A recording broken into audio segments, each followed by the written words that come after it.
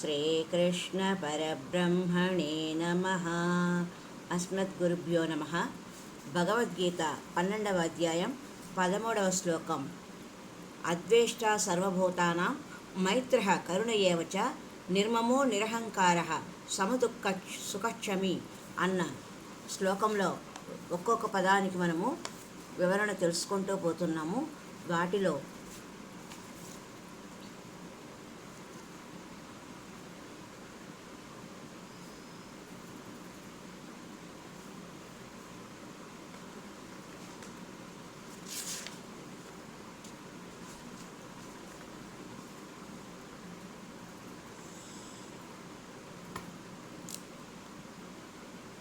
సమదుఃఖ సుఖ అని అన్నిటి పట్ల దుఃఖము వచ్చినా సుఖము వచ్చినా సమదృష్టిని పాటించాలి అని తెలుసుకుంటూ ఉన్నాం.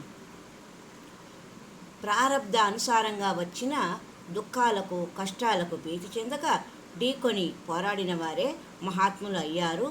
అరణ్యాలలో అనేక కష్టాలు అనుభవించిన శ్రీరాముడే విజయాన్ని సాధించాడు. అరణ్య అజ్ఞాత వాసాలలో క్లేశాలను అనుభవించిన పాండవులే విజయం సాధించారు. అరణ్యాలలో దుర్భర కష్టాలు అనుభవించిన నలుడే విజయం సాధించి మహారాజు అయ్యాడు.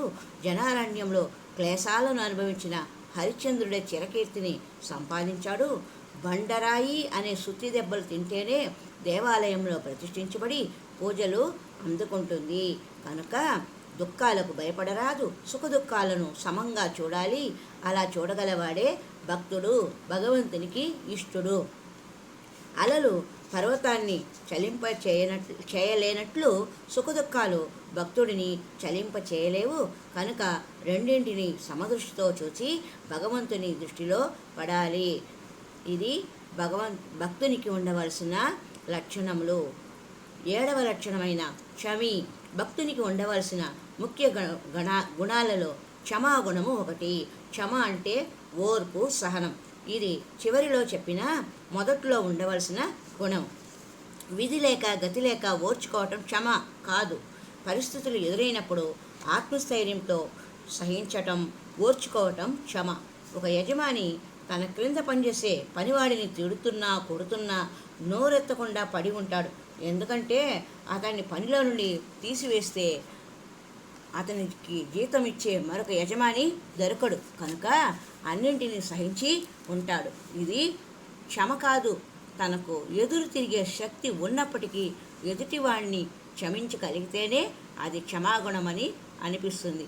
పరమభక్తులు మహాత్ములైన వారికి ఈ క్షమాగుణము ఎక్కువగా ఉంటుంది. ఈ క్షమాగుణము గురించి మరి యొక్క సంచికలో విపులంగా తెలుసుకుందాం. హరి ఓం తత్సత్.